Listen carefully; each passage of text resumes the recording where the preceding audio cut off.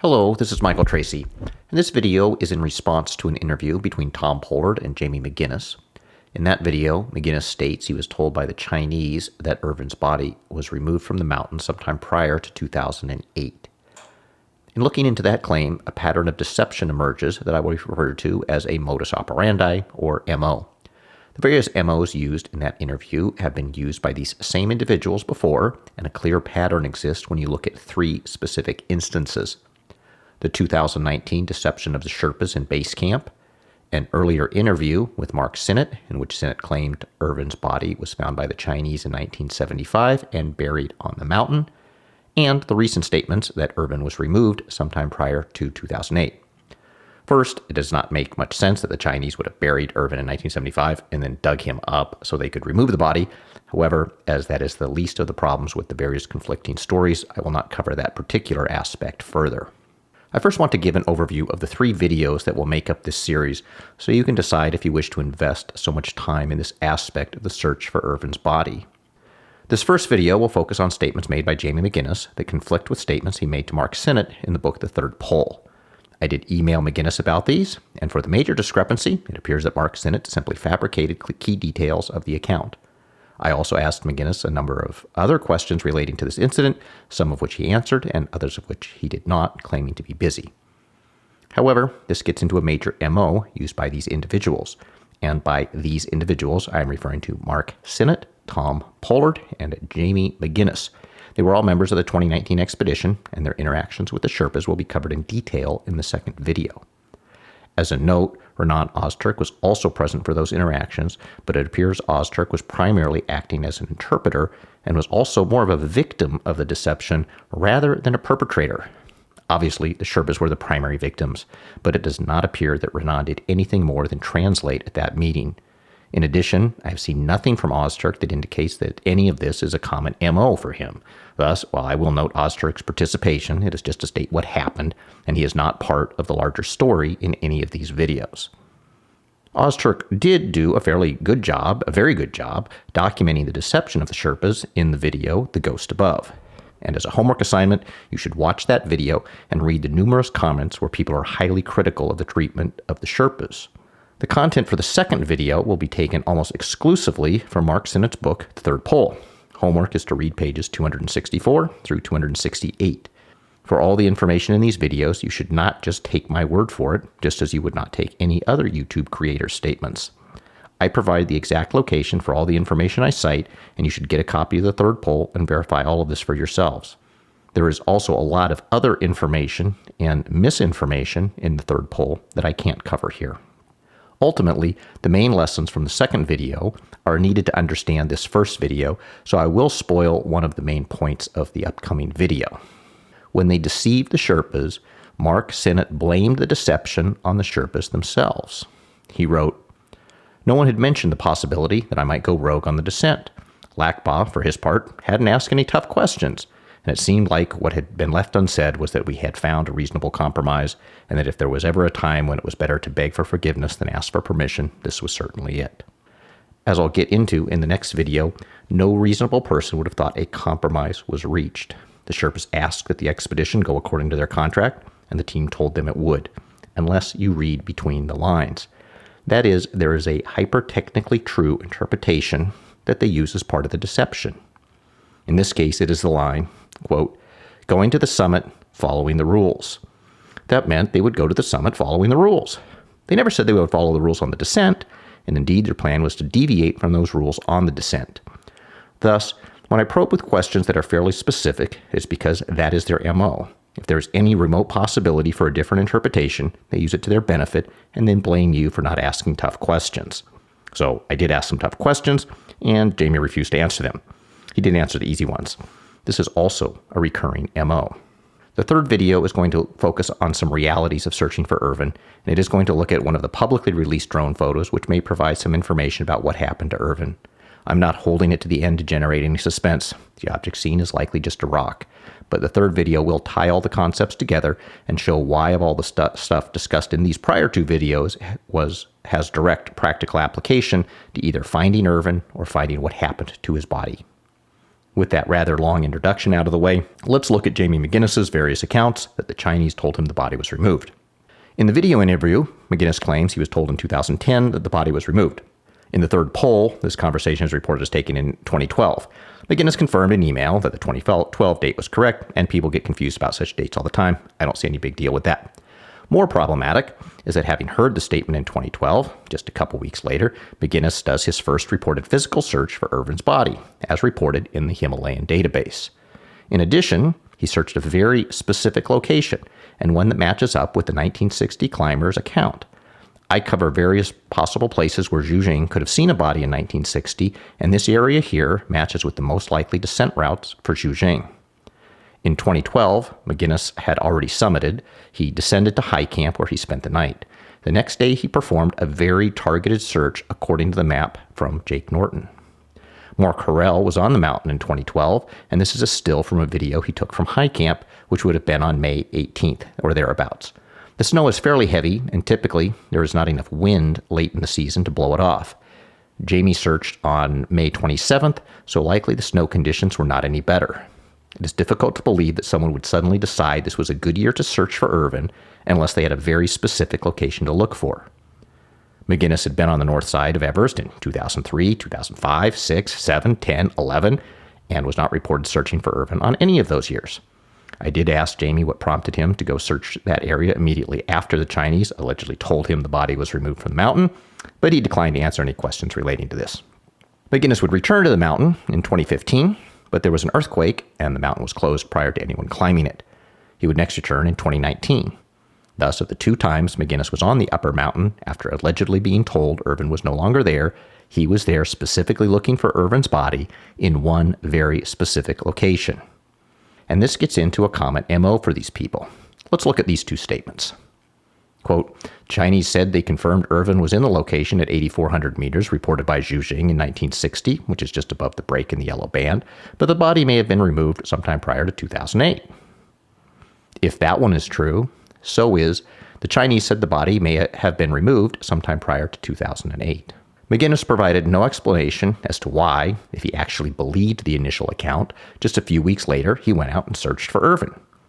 And while you may find a version where the Chinese state the location of Irvine to not be believable, it should be noted that the Chinese published the location of Mallory in 1996, which directly led to Mallory being rediscovered by Conrad Anker in 1999. The entire 1999 search being done with the Chinese 1975 camp as a reference, and 8,100 meters being the general area where Mallory was found. His reported altitude was 8,156 meters, but his actual altitude is closer to 8,100 meters, exactly the way the Chinese stated. Why the Chinese would tell the world where Mallory was and then suddenly remove Irvine's body has never been explained. However, if they did tell one specific person the location, it hardly needs an explanation as to why that person might keep it secret. Much like with the location given for Mallory, it would only be general in nature and probably not specific enough to locate unless during a very low snow year. The relevance of all of this will become more clear in the third video, where I outlined why McGuinness may actually be correct that the body is no longer in its original location. There's a lot of information in these three videos, and once you have all the pieces, more of it will make sense. The only thing we can be sure of at this point is that the one person who did not believe that Irvine was removed from the mountain was Jamie McGuinness. And yet, he did not mention this anywhere in the recent interview, which is yet another MO which resonates with the deception they pulled on the Sherpas. They leave out critical information, and it is your fault for not asking tough questions. Of course, when you do ask the tough questions, they don't get answered. Turning to the second account McGuinness gave in the interview, it differs significantly between the account and the third poll. The time, place, and content of the Chinese statements are completely different, though they do both take place in 2019, just months apart. Here is Synnott's account.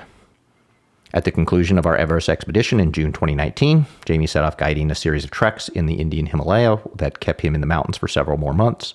By the time he returned to Kathmandu in late October, he had been climbing and trekking in the Himalaya for close to half a year. One of his local contacts, who would like to remain anonymous, told Jamie that he heard directly from a CTMA official that the Chinese had beat us to the Hosel spot and carried Irvine's body off the mountain and back to Lhasa, where it is kept under lock and key with other Mallory and Irvine artifacts, including the VPK. Wow. Okay, so that is a completely different account than the one McGuinness reported took place back in base camp in the 2019 expedition. Their expedition was over in June, so the conversation would have taken place sometime prior to June of 2019. In the email, Jamie did clarify that no Chinese official ever said anything about the Hozell slot, nor the VPK camera. Based on McGuinness's clarifications, it appears that Synnott simply embellished the account to fit his narrative in the book that the body was indeed in the Hozell slot but had been removed by the Chinese. Even a cursory look at the issue shows that the 1933 team crossed the Hozell slot, and Hemlid told Synnott as much. So now we have to apply some critical thinking to see who is telling the truth, and much like Rashomon, the answer is probably no one. Synnott's account is not credible because Jamie confirmed his contact didn't say those things. In addition, it is difficult to believe a Chinese official would mention the Hozell slot and a VPK camera, two things which are critical to Synnott's theory, but entirely meaningless to the Chinese. However, just because Synnott's version is incorrect, this does not mean that McGuinness's is correct. The problem with the story told by McGuinness in the interview is that Synnott did not write about it in the third poll. In that section of the book, Synnott recounts all the versions of the Irvine is gone story, and Jamie's Base Camp 2019 story is missing. The main problem with the October 2019 story is that even Synnott writes that it was not heard directly. It was heard from a guy who heard it from a guy, both of whom remain anonymous. Well, heard from a guy who heard from a guy stories do not play well on the internet. So instead, the recent interview with McGuinness has him hearing it directly from the yak's mouth. The problem is that there is no earlier record of that version ever existing, and Synnott would have reported it if it took place. The circumstances are also not believable. McGuinness is supposedly in base camp, which means Tom Pollard and Mark Synnott can't be that far away. He goes off somewhere private and has a conversation with the Chinese, comes back, and apparently didn't tell anyone what happened until years later. Even assuming his story is correct, there's the problem that Mark Synnott was on the expedition. Synnott is not some low-level climber. His people raised the substantial amount of money for the expedition. His people got a permit from the Chinese to fly a drone on the mountain, and ultimately he is the face of the expedition. The notion that one of the expedition members received some solid confirmation that Irvine was not on the mountain and did not pass that on to Synnott is difficult to believe.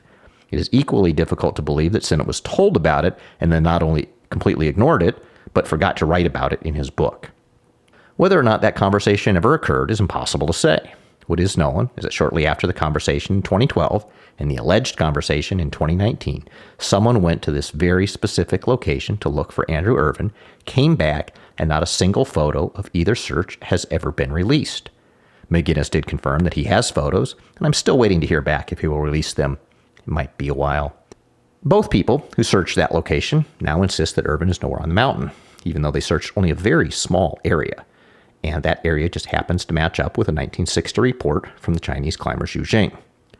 While Zhu Jing's public statements are a little vague, there can be no confusion that this area was the primary area thought to correspond with his account. This is from my 2017 video. Based on the location and the coloration of that object there, it is discolored and it looks like it has a piece of cloth draped over the center of it.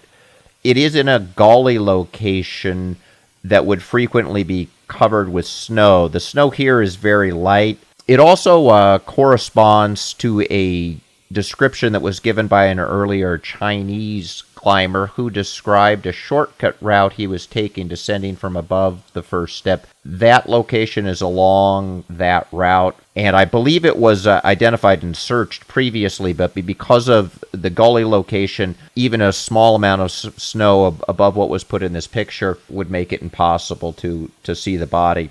The photo in that one is from 2013. Mark Synnott also spoke to me specifically about that location prior to his 2019 expedition. Exactly why no one can talk about it now remains a mystery.